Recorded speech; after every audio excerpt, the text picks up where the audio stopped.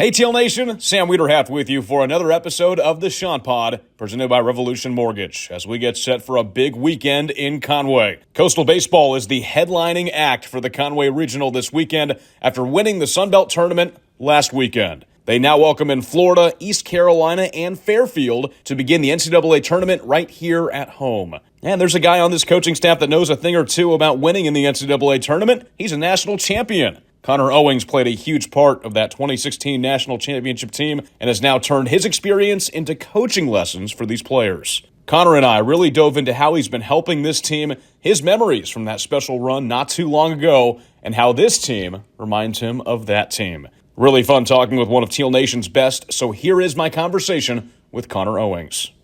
Well, it's a special time here in Conway, South Carolina, as we get ready to host a regional. And the Sun Belt champions Coastal baseball team, no one better to talk to than Connor Owings, a guy that's played in a regional, played and won an NCAA championship. It's great to have you on the Chant Pod. Yeah, Sam, good to be here. Thanks for having me, man. All right, Connor, let's first off talk about the Sun Belt championship and you guys taking down Southern Miss. I mean, just take me through that whole tournament and how great it was to be crowned Sun Belt champions. Yeah, it was, like you said, it was really good for our guys to get the challenge of Southern Miss, such a great team that's playing, really, really well right now, one of the top teams in the country. So it was really good for our guys to, face an elite team like that right before regional. That's a regional host for a reason. But it was a good setting for our guys to get into a tournament mindset. It's such a unique and different thing than the regular season with, midweeks and weekend series like that. They're not in school anymore. It's a different schedule with teams playing before you, stuff like that. So it was nice for the guys to kind of get a little preview of that before the regional at home right here.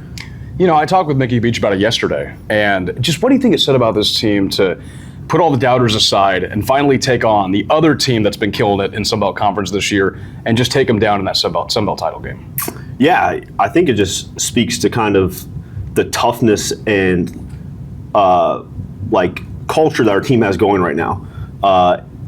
It's no secret that it's a different brand of baseball than we're used to playing.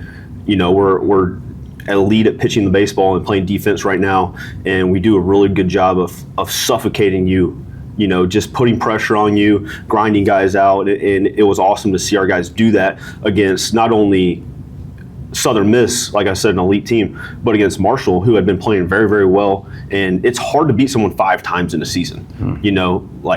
Baseball's a hard game, and anything can happen. And they were playing really, really well. So it was awesome for our guys to kind of, set the bar and play well all weekend long, and then, like you said, get in a dogfight with Southern Miss and just kind of outlast them there.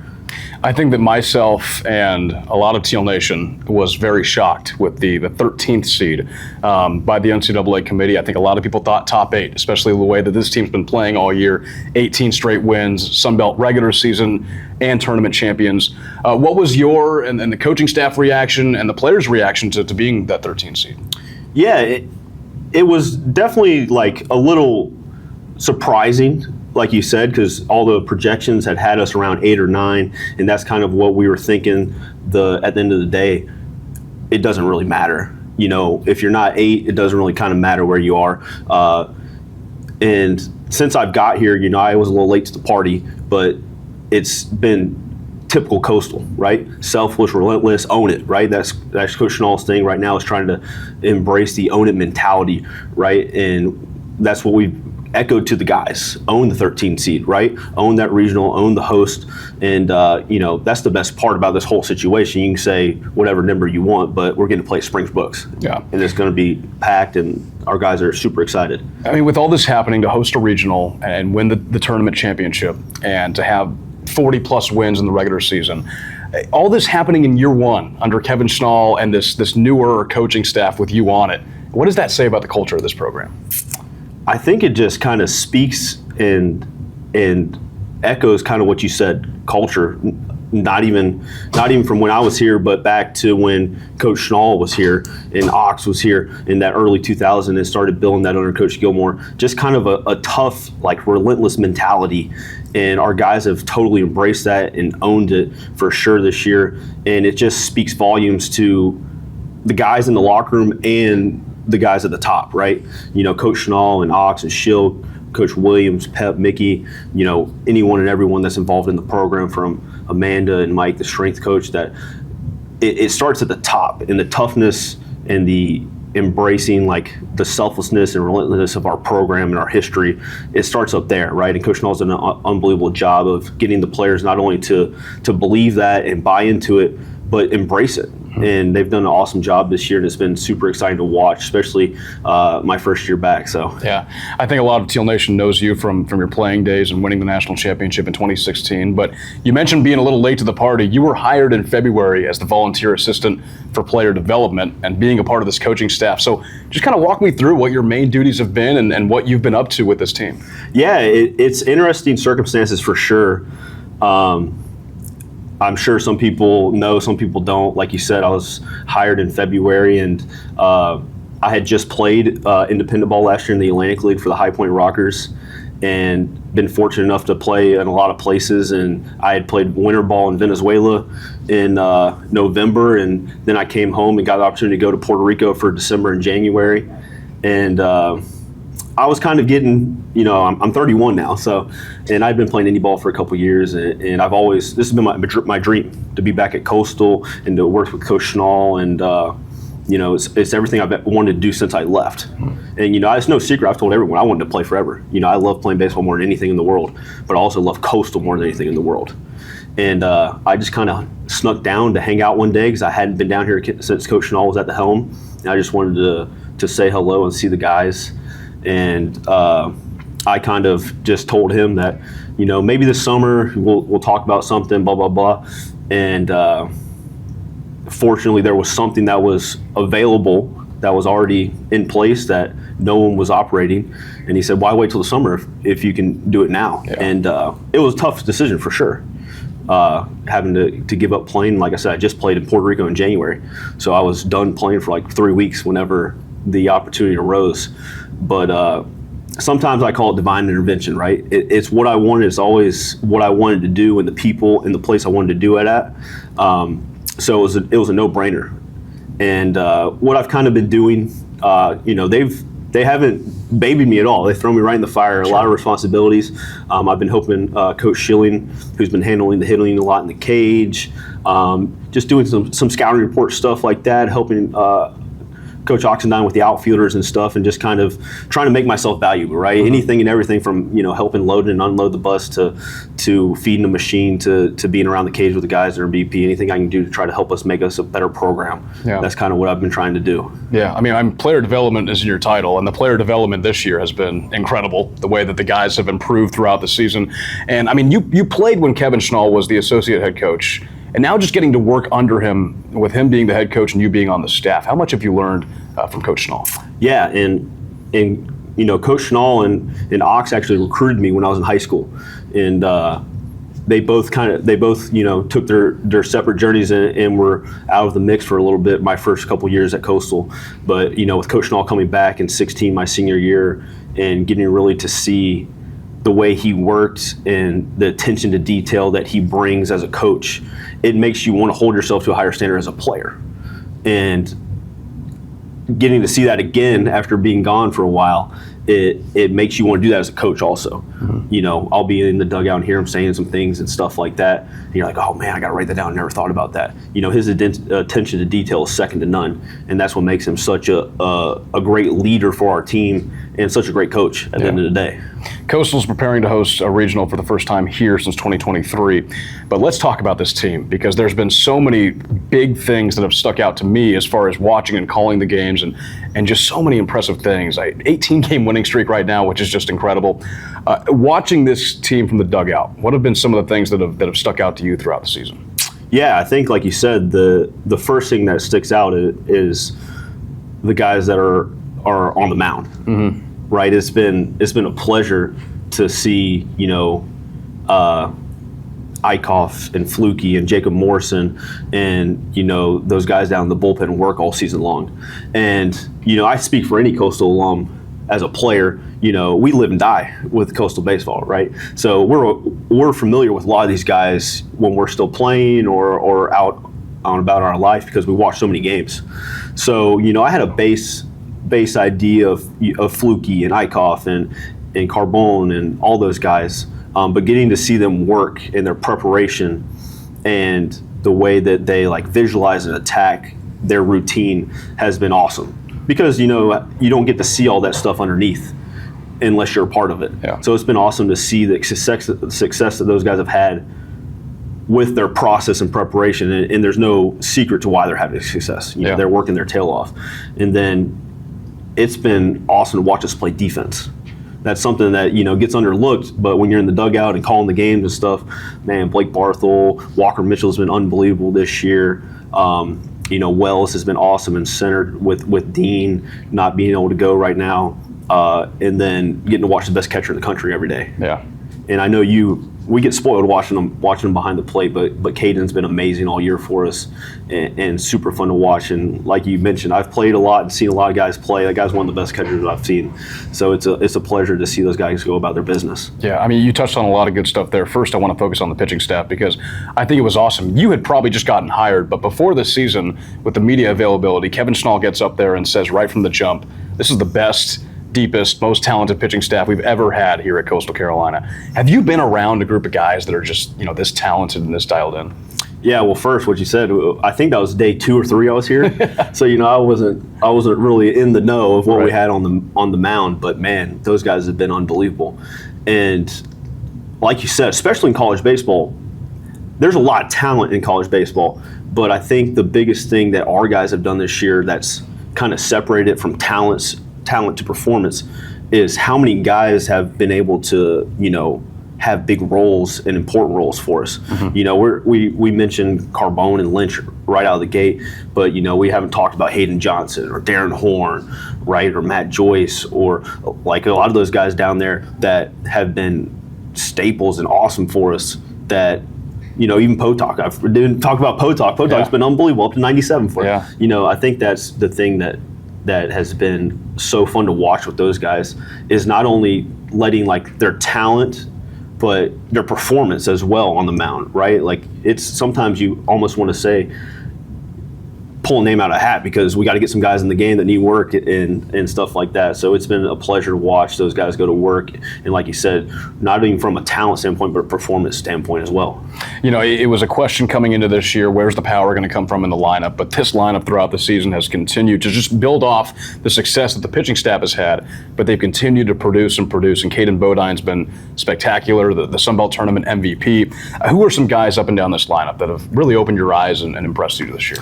Yeah, and like I said at the beginning, it's not the typical offense that we're used to seeing, right? It's not a Graham Brown and a Zach Beach and those guys carrying the load. And for the older people, Zach Remard and GK Young. Yourself. Those guys. But I think getting to see the development of guys that, like Walker Mitchell's a sophomore, had 20 at-bats last year, and, he's been a staple for us all year long. Sebastian Alexander really has kind of stepped onto the scene in a big way. And then, like you said, Caden's been unbelievable at what he does. That's just who he is, Guy gets on base, gives you a great at-bat every time he's in the box. Blake Barthel has been unbelievable the last 30 days. And then, some guys that you wouldn't even think about, Wells Sykes, a transfer from the Citadel, has just been like a tough staple at the bottom of the lineup. And, huge hit against Southern Miss. He's come up with huge hits throughout the season. And like you said, it's not power and it's not flash, but like I mentioned, it's just suffocation and pressure and grinding people out and making you execute. That's kind of our goal right now. If you don't execute pitches against us and you make mistakes and give us freeze, we're going to put pressure on you. And the guys have really done an awesome job, not only with buying into that, but executing the plan in the game. We were talking about that the other day. Matt Pepin and myself. Matt is our director of analytics, and he looks at all of our stats and stuff and goes more in depth. But, I think we're 4th in the country in on-base percentage in the last 30 days. Yeah. Which is unbelievable with what you think. Sometimes you think it's not pretty and it's not sexy, but our guys just do an awesome job of grinding you out. And, there's so many guys I could name drop that have done an awesome job this year, like Dean Mijos. Like I told you, Blake and Pato's had a huge weeks here and there for us. And there's so many guys that can help us. And the thing is funny that, Coach Schilling has harped on, it's been a different guy almost every week, right? Somebody is coming up in a big time situation for us every week, different spots, and it's been awesome to watch. Talking with Connor Owings on the Chant Pod, presented by Revolution Mortgage. Hey, we're sitting right next to the National Championship Trophy from 2016. You played here from 2013 to 2016, Big South Player of the Year that year, and of course, National Champion. It doesn't seem that long ago, does it? It doesn't seem that long ago, and it's funny. It's funny you ask that, because that's the one thing that I've told a lot of my former teammates and stuff like that, is I feel like sometimes I get trapped in a memory walking around this place. So much has changed, but so much hasn't at the same time. I feel like I just was walking into the locker room with my teammates, my buddies. So it's been such a unique and unreal experience to be back. Like you said, it doesn't feel like that long ago. Yeah. It's been almost 9 years. Yeah. Go back to that 2016 year, and I mean, we'll get into maybe some of the similarities with this group and that group here in a minute, but just take me through that 2016 season and what made that group just so special. Yeah, I think the biggest thing that makes that group so special and unique as a team is the 3 years prior, right? You talk about me starting here in 2013, and a lot of those guys that were 4-year guys like myself, Mike Morrison, Tyler Chadwick, Anthony Marks, Alex Cunningham. We spent our first two and a half years here on a bus going back and forth to Pelicans. And a lot of us, Mike Morrison and myself are walk-ons. Anthony Marks is a walk-on. Tyler Chadwick is a journeyman at a position. So just like getting to see those guys on the stage in 2016 and seeing where they started to the kind of players they were when they left this place is kind of the most fun for me. Mm-hmm. When you think back about our team and thinking about the guys that we had doing special things that year and where they started and came from. But don't get me wrong, that was an unbelievably talented team. Yeah. Right? We knew we were good. We were the 2 seed the year before at A&M, and we lost all 3 weekend guys, our starting catcher and our bullpen guy that year. So we knew just going into the year if we could stay healthy and perform, right? That was the biggest thing, performance, right? I kind of had a down junior year. Zach Remillard had a career year that year. GK had a career year. Paez, those kind of guys. So it's fun to think back about those guys and where they came from and started to where we ended at that year. Yeah. So now being a part of the coaching staff in 2025 and being around this group and walking around the clubhouse and seeing the games, is there anything that kind of, gets your mind going like, man, that reminds me of 9 years ago in Omaha? Yeah, it's funny you say that because, Coach Schnall and Coach Schilling, and Coach Gilmore even, I used to give those guys a hard time because they would be like, this guy reminds me so much of you, or this guy reminds me so much of Zach Remillard, yeah. or a Dave Sapelt or a Rico Noel, something like that. And you're like, man, everybody's their own person, blah, blah, blah. But, I'll watch kind of the way some of these guys work or hear some of the things they say and some of the jokes they crack and stuff like that. And I'll be like, gosh, that reminds me of Anthony Marks, something like that, or that's something Billy Cook would say, stuff like that. But from a team standpoint, I think the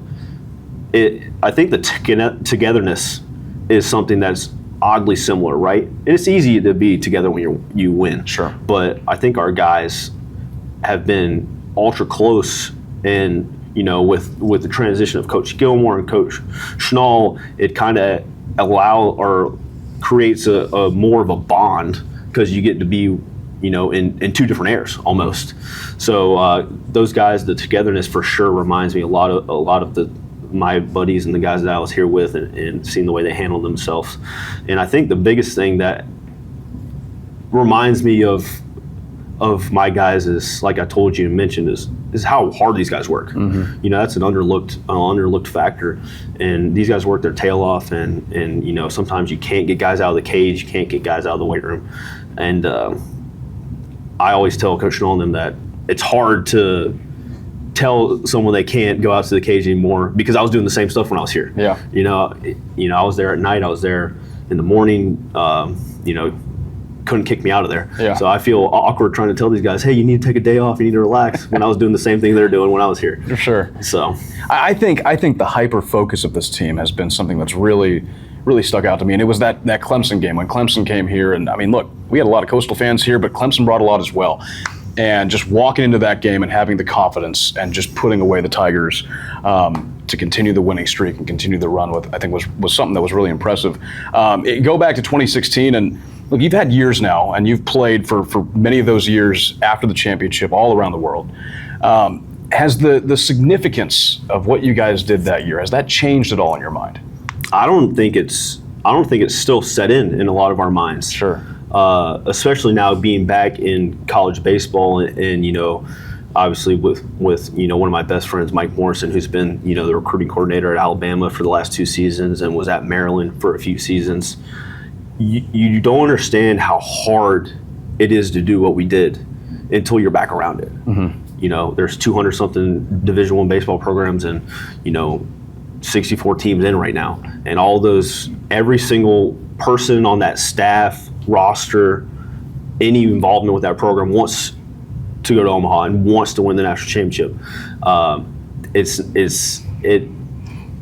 still hasn't really sunk in the magnitude of what we did, and getting to be back here now and kind of seeing some of the benefits that we've reaped from 2016, it has been awesome to see. Yeah. You know, a lot of the upgrades to the facilities, a lot of the ways we interact with guys, and guys interact and think about Coastal. You know, when people think about Coastal baseball, it used to be gosh, man, that's a really, really good program. Mm-hmm. And, you know, I remember when I was in high school, watching the 2010 team and seeing, you know, that team, and I'm like, gosh, what a good program. Like, what a great place to play. Yeah. And now it's you know, that's a national championship program.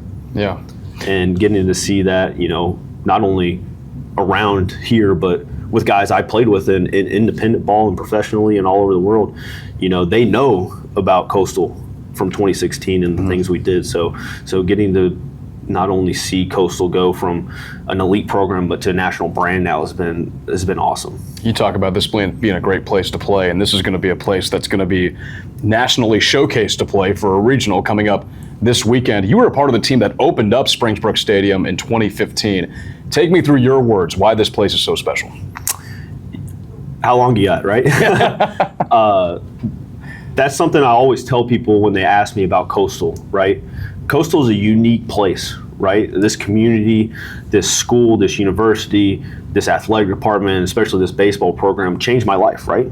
Gave me opportunities and helped me, you know, better myself not only as a player and a person, but open myself up to multiple doors, right? And, you know, this place is so special because of the history and the people that lead it and all those that have come before you, right?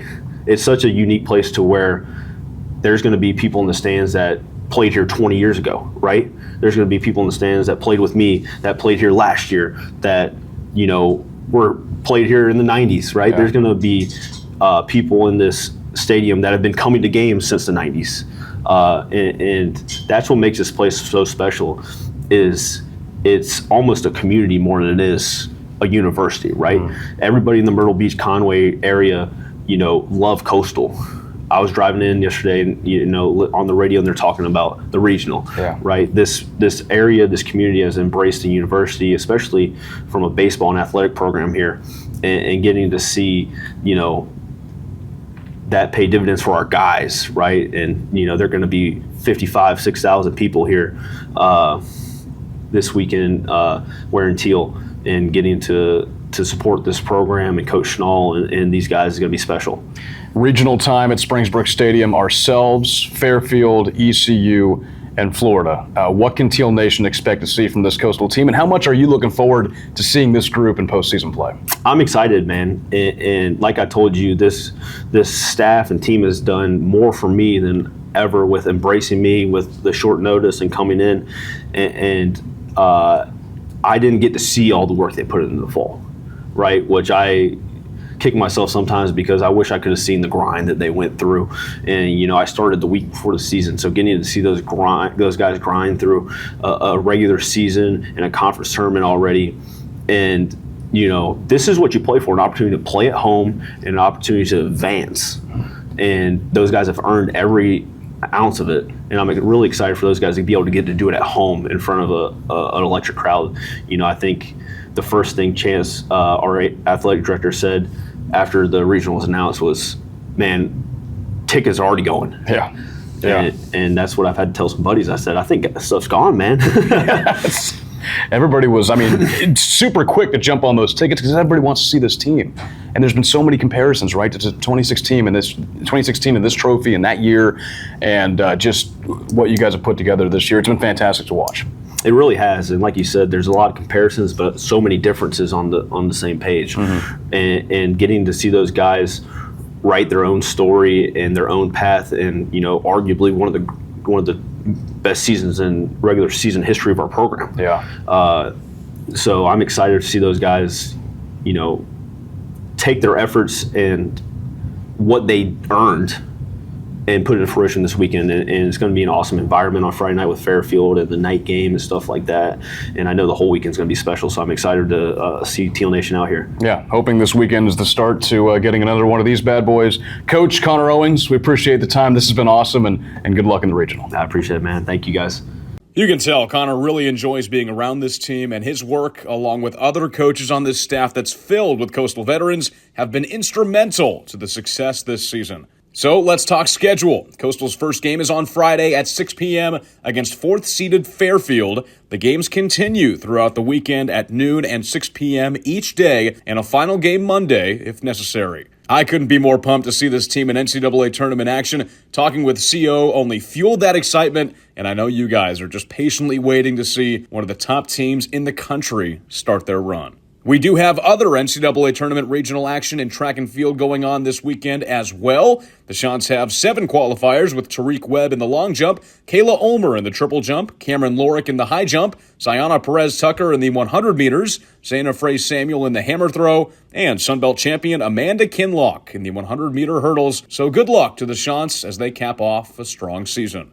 All right, you're all set for regional weekend in Conway. I want to thank Connor Owings for coming on again and taking us through not only his playing journey, but his coaching journey as well, and what's led him to this spot. Enjoy the games this weekend, Teal Nation. I'll be talking to you next week. Sam Wiederhalf signing off. Chants up.